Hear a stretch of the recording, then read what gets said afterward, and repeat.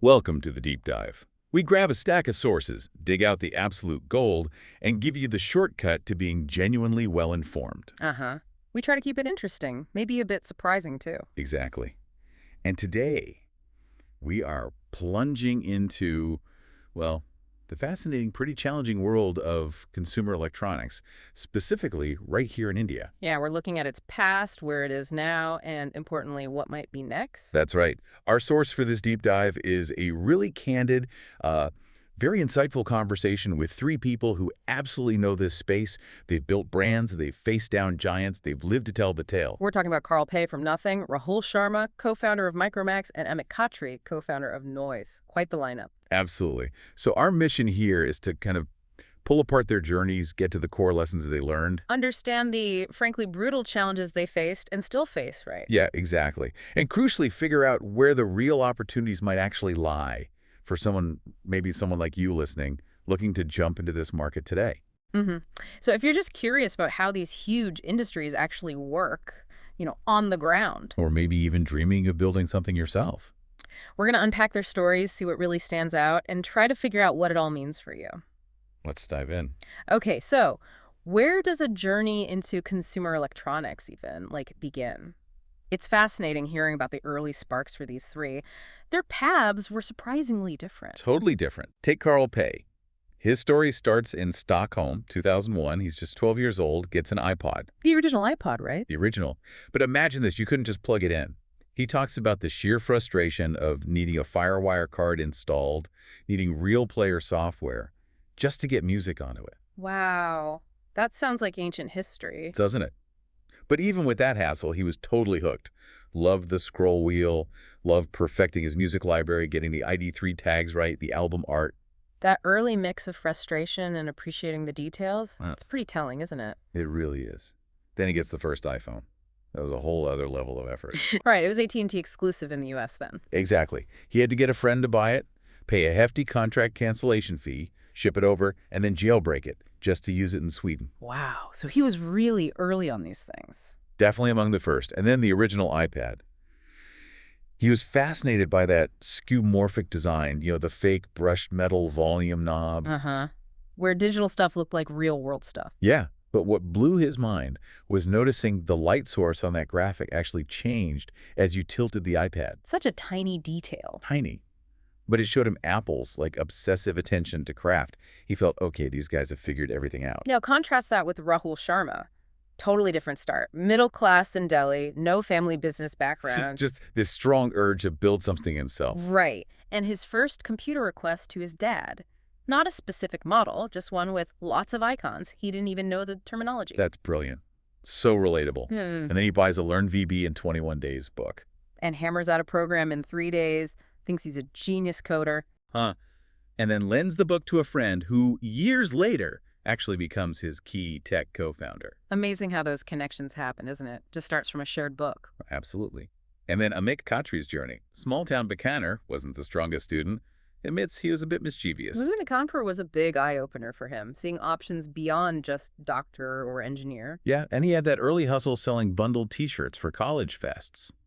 But he felt pretty insecure about actually getting a job later. Took a job in textile manufacturing, found it, boring. Really boring. He was interviewing everywhere, barista, air deckhand, just looking for something else. But then taking on special projects led him to Hong Kong in 2007. That's where he really saw global brands. And started this side hustle, importing Blackberries, trading them in India. Kind of like the jailbreaking thing, right? Finding ways around the system. Totally. And that direct experience, that hustle, gave him the confidence to start his own textile business with just, $60,000. Yeah. So look at those paths. Carl, early access, global tech, developed market. Rahul and Amit, building from scratch, seeing local problems, pure hustle in India. It just shows there's absolutely no single blueprint. Really makes you think. Huh? Okay, so from those sparks, let's get into the meat of it. Actually building these brands, Micromax and Noise, they were up against huge odds. Yeah, Micromax actually started way back in '98 doing software. Right, but then the dot-com bust hit in 2000. Ouch. Yeah, they realized they had to change fast. Pivoted to embedded tech, working with University of Irvine. And that pivot led to this kind of unexpected opportunity with Nokia India.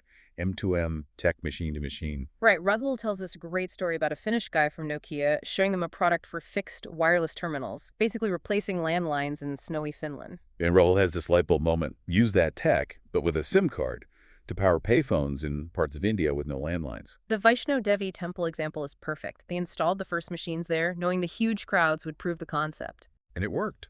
Scaled super fast from maybe 3 to 4 crore revenue to 100 crore by 2003.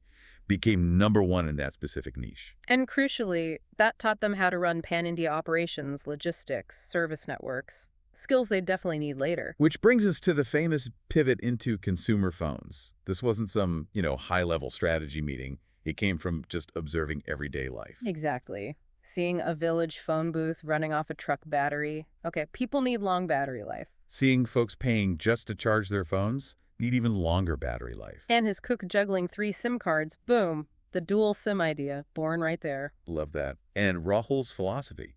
Nothing goes to waste. They already had SIM card expertise from the previous business. So their first phone, Mobile Kabat, father of mobiles, had, 30-day standby? Something crazy like that. They just found these real tangible gaps in the Indian market. Dual SIM was huge. Phones for girls with Swarovski crystals. Filling a gap below the super luxury brands, yeah. So the strategy was find gaps, iterate super fast with the latest chips, and features 50 MP cameras, fast charging, and just blanket the market with advertising. Cricket, music. And it worked. They hit over 25% market share for a while. Insane growth. Really disruptive. Now noise. Amit and his cousin started it as a side job, right? Around 2014-15. Mobile accessories. Yeah, and the name Noise literally came from the noise in the accessory factories they visited. iPhone covers didn't quite work out, but they nailed Xiaomi cases because they understood the volume game. But that market got tough fast. Accessories became commodities. Prices just plummeted. From like 500 rupees down to 150? Ouch. They tried other things, headphones, neckbands, but couldn't differentiate. Failed attempts. Until smartwatches. That was the tipping point. Yeah, Abit saw expensive options like Fitbit costing, 20K rupees or more. He figured there had to be a middle ground. Identified that gap for watches around 5-8K rupees, targeting the mid-level Indian consumer. The market was pretty small then, maybe 2 million units a year, but it was growing, and then COVID hit. And accelerated things, right? People got more health-conscious, needed tech. Exactly. What's really interesting is that Noise was bootstrapped for a long time, funded their own growth. Until a strategic investment from Bose, yeah. And Amit actually sees bootstrapping as a huge advantage. It forced them to make smart, business-focused decisions like going deep into watches. Rather than just chasing, vanity metrics like gross merchandise value or market share, just to impress investors. Right. Focus on profitability. Right. And they built a really substantial business doing that, over $150 million in revenue, with maybe $100 million just from watches. So both Micromax and Noise, really powerful examples of seeing local gaps, understanding the Indian consumer, and being agile, not just copying global trends. Definitely. Built by understanding the ground reality here. Okay, so building those brands was incredible, but the game today, it's just a different beast, isn't it? This mature global industry. What are the really big challenges now? Oh, yeah. The source material paints a picture of just intense hyper-competition, brutal price wars. Especially after Micromax's first wave, when all the Chinese brands flooded in. Right. Rahul calls it a race to the bottom. You sell at 100, they undercut you at 90, you drop to 80, they go to 70. It's just relentless. And he even raises the question, impossible to prove, but you wonder, were some competitors maybe getting subsidies from their government, playing with different rules? It definitely creates an uneven field. Micromax learned the hard way you need a massive war chest, as he put it. He actually regrets not taking that $800 million funding offer from Alibaba back in 2014. Because they were up against players with seemingly unlimited supplies, a bottomless pit of capital. You just can't compete on price forever like that. And this connects directly to the next massive hurdle, the supply chain. Oh, this is huge, a major barrier for anyone new. The big established factories, they prioritize the giants, Apple, Samsung, the big Chinese brands. If you're a startup, even with a great idea, the best suppliers often won't even talk to you. No volume, no track record. Carl's story about nothing is just. Wow. Even with his OnePlus background, starting just a bit, nothing meant they had to go to what he called the worst factory. Literally one on a blacklist for quality issues? Yeah. Because nobody else would take them seriously at first. Amit from Noise said the same. Even getting a referral wasn't enough without big volume commitments. And it's not just getting a factory, it's getting access to the key components, right? Right. The latest screens, the best chipsets. Exactly. The big players become the alpha customer. They promise huge volume so they get first access to all the new tech. They can basically block smaller players from even getting the parts they need. So manufacturing hurdles, component access, and then there's just the sheer complexity and R&D cost. Yeah, Carl makes a point. This is not like selling a t-shirt. It's incredibly complex. You need design partners, access to proprietary tech, sophisticated software layers, tons of customization. He used the camera example, didn't he? Yeah. Making a good phone camera isn't just hardware. Not at all. The phone has to recognize hundreds of different scenes, night shots, cityscapes, portraits, even specific types of fruit. And then it has to tune the camera settings differently for each one to make the photo look good. That takes a huge team of specialized engineers. Right. A small startup team can maybe only define a few basic scenes, so the camera works okay sometimes, but poorly in many real-world situations. Customers won't be happy. So the consensus from them seems to be the smartphone market, while massive, is just incredibly tough for newcomers today. Yeah, the entrenched players, the scale needed for supply chain, the capital for R&D and marketing, the price pressure. Rahul flat out said he wouldn't recommend friends jump into smartphones now. It's brutal. And all these dynamics of price wars, the supply chain battles, they don't happen in isolation, do they? They're really shaped by bigger forces like trade policies, government actions. Absolutely. Carl mentioned the immediate impact of Trump's tariffs on stuff made in China, that 20% hit on their U.S.-bound earbuds. Force them to immediately start looking at India, Vietnam, other places for manufacturing. Policies have real, direct effects. And the conversation touched on tariffs, the idea of reciprocity. If country X charges 30% on our stuff, should we charge 30% on theirs? But Rahul and Amit had a slightly different take, didn't they? Yeah, they argued that countries like China have historically used policies quite strategically, sometimes forcing joint ventures, sometimes blocking foreign tech giants. Not just random protectionism, but a deliberate strategy to build their own national champions, their own domestic supply chains first. Exactly. Build capability at home, then compete globally. They even pointed to historical examples, like the UK protecting its industries during the Industrial Revolution. And they see India's auto industry as maybe a positive example of that approach here. Right. Starting with JVs with Honda, Suzuki, that helped build up a whole ecosystem of local component suppliers. Now India's auto component sector supplies the world. Rahul felt if something similar had happened earlier in mobile phones, the Indian brand landscape might look very different today. So there's a clear agreement among them. Governments do play a really significant role, not just taxing things, but strategically fostering local industries and ecosystems. It really highlights that success in tech isn't just about lone entrepreneurs. It's tied up with national strategy, trade, policy. And there are different ways a country can approach that. Okay, so if the big established markets like smartphones are that challenging, where is the opportunity? Where do these guys, with all their experience, see some white space today? Well, first, they still emphasize looking for growing markets, markets with a large potential size, or TAM. Right. The audio market in India, Bluetooth earphones and such, is huge, like 60 million units a year, maybe 5,000 crore rupees value. Big but. The vast majority is that super cheap, sub-$25 category, deep in the race to the bottom. And the next step up, maybe $25, $75. That's tough too, dominated by big established brands. To play there, you need more than just hardware. You need app teams, algorithms, software tuning. It's still a high barrier to entry if you're just doing basic audio. So that pushes you towards looking for more specific niche opportunities. Connected glasses came up. That market's growing fast. Meta and Luxottica selling millions. Projections are way higher. And the tech is evolving quickly, right? From just audio and cameras towards maybe AI companions, even heads-up displays that could change how we use our phones. Still early days. Needs testing, but definitely a category to watch. Hearing aids was another interesting one. They're often really expensive now, and let's be honest, the design isn't always great. Yeah, not exactly cool tech usually. Huge opportunity there for disruption. Make them affordable, make them well-designed, make them discreet. It's a massive market that the big consumer tech players aren't really focused on. Home electronics, too. They see a gap between these super premium, aspirational brands like Dyson. And the very basic functional stuff like Bajaj. Right. Room for a younger, design-led brand, maybe targeting that 25-35 demographic. Kind of like how Toyota or Honda sit between luxury cars and basic ones. Fewer players there than in phones or audio.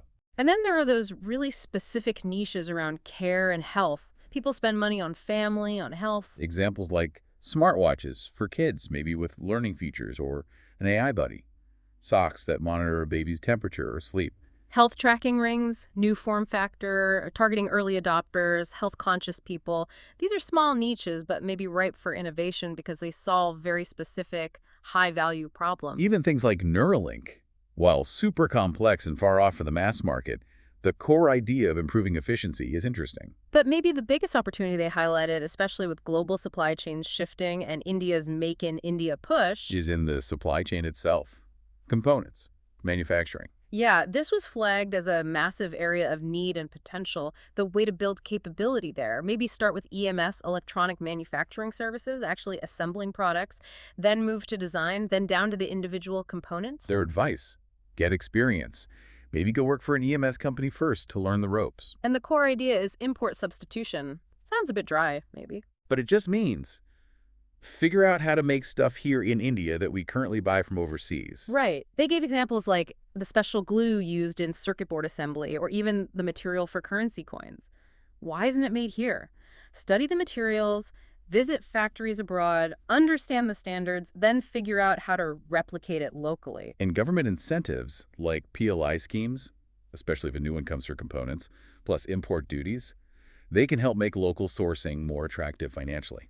But as Carl pointed out, it has to make economic sense for brands like his to buy locally. It can't just be forced by rules. The quality and cost have to work. Semiconductors came up too. India's making a big push. But catching up to the absolute cutting edge, like TSMC making 2 or 3 nanometer chips, that's incredibly hard. China's been trying for 20 years and still isn't there. So the real opportunity for India might be in specific parts of that ecosystem, maybe designing certain types of chips, making specific components that aren't quite so bleeding edge. Yeah, rather than trying to build the most advanced factories right away, there's already a design-led incentive scheme for chipsets too. And for younger entrepreneurs, maybe without a deep tech background, jumping straight into complex hardware might be too much. So the strategy suggested was, maybe start simpler, like Noise did with fashion accessories.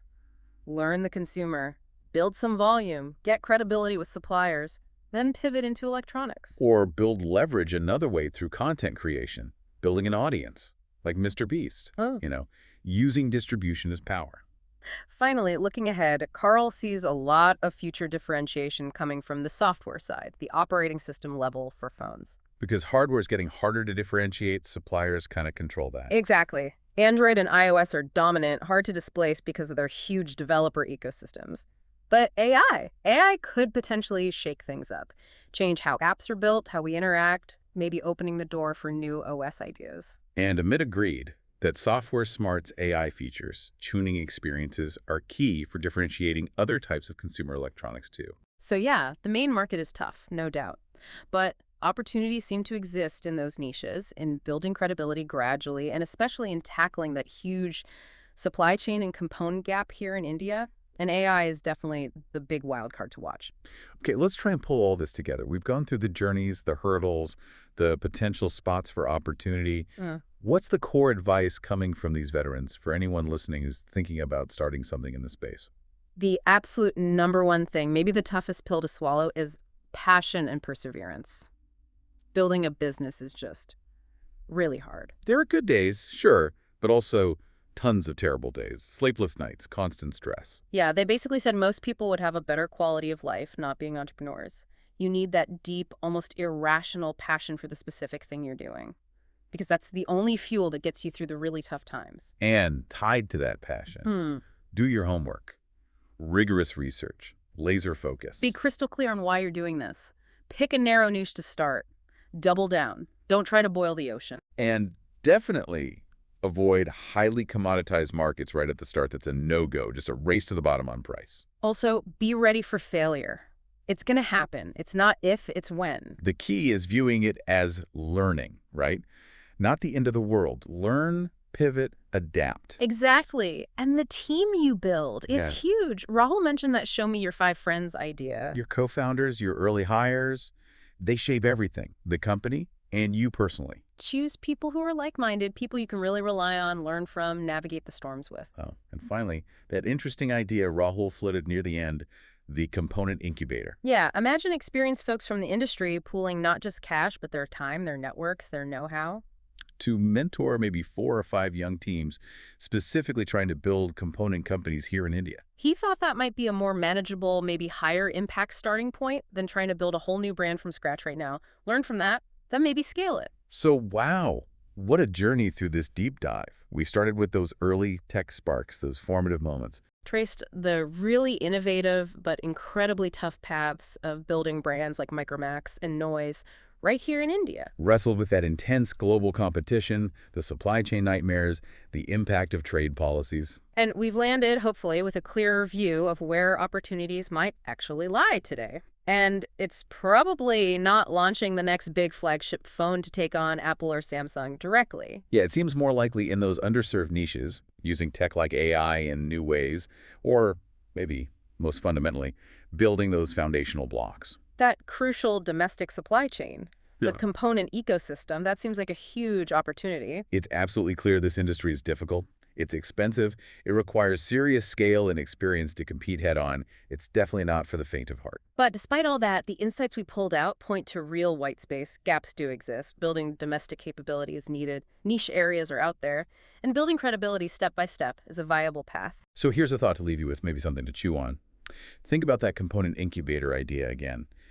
Is the real frontier, the truly disruptive opportunity in consumer electronics today, not actually building the shiny gadget everyone sees? But building the essential parts underneath, the components, the manufacturing expertise that enables everyone else to build better, maybe more affordable, more tailored products here. Or maybe true innovation now is less about the device itself and more about solving fundamental human problems: access, health, learning through new interfaces, smarter software, AI. Where does your unique passion, your curiosity, intersect with the real unmet need you see out there, however small or maybe unglamorous it seems at first? Thank you for joining us on this deep dive into the world of Indian consumer electronics. We hope this gave you a valuable shortcut to understanding the past, present, and potential future of this incredibly dynamic space.